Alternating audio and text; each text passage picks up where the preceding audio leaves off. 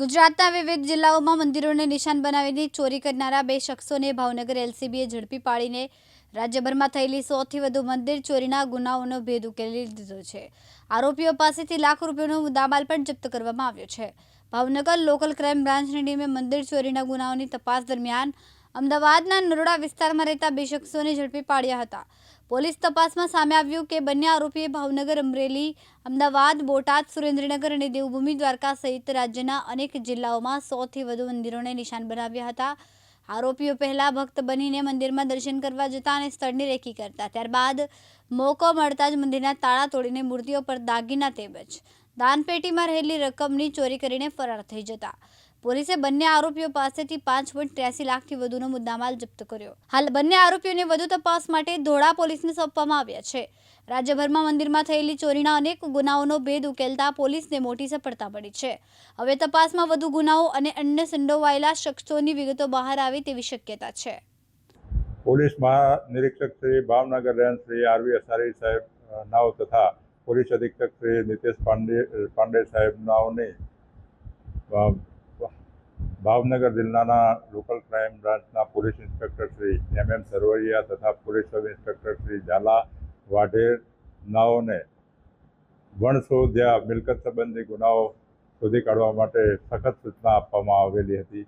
એ આધારે ભાવનગર જિલ્લાના local crime બ્રાન્ચના પોલીસ અધિકારી તથા પોલીસ કર્મચારીઓ ભાવનગર શહેર તેમજ ગ્રામ્ય વિસ્તારમાં શકદારોની તપાસમાં હતા। એ દરમિયાન તેઓને બાતમી હકીકત મળેલ કે પીપળિયા પુલ ભાવનગર તરફ જવાના રસ્તા ઉપર અગાઉ મંદિર ચોરીના ગુનામાં પકડાયેલ અતુલ પ્રવીણભાઈ ધકાડ તથા ભરતભાઈ સોનીનાઓ એક સેલરીઓ ગાડી સાથે ઊભા છે અને તેઓની પાસે સોના ચાંદીના દાગીના જે ચોરી કે છળકપટથી મેળવેલ હોવાનું શંકા છે।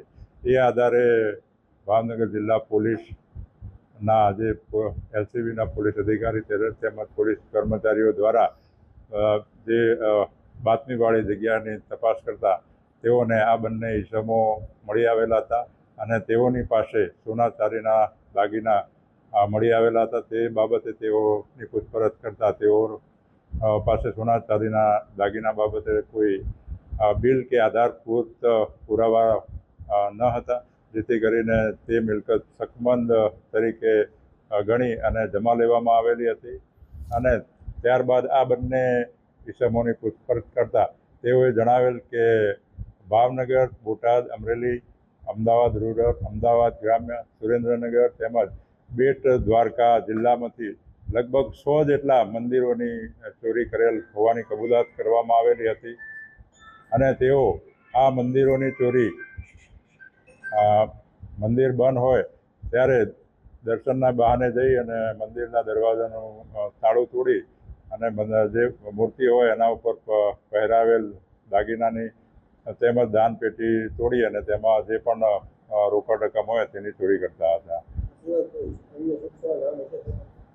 ના, હાલમાં એ 2 જણા છે અને આ બાબતે આરોપીને અટક કરી અને ઘોઘા પોલીસ સ્ટેશનને તપાસ માટે મોકલી આપવામાં આવેલા છે।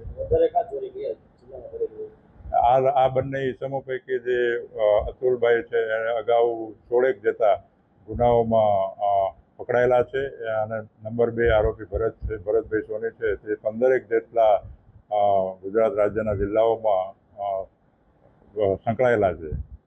વિપુલ બારડ, દિવ્યાંગ ન્યૂઝ, ભાવનગર।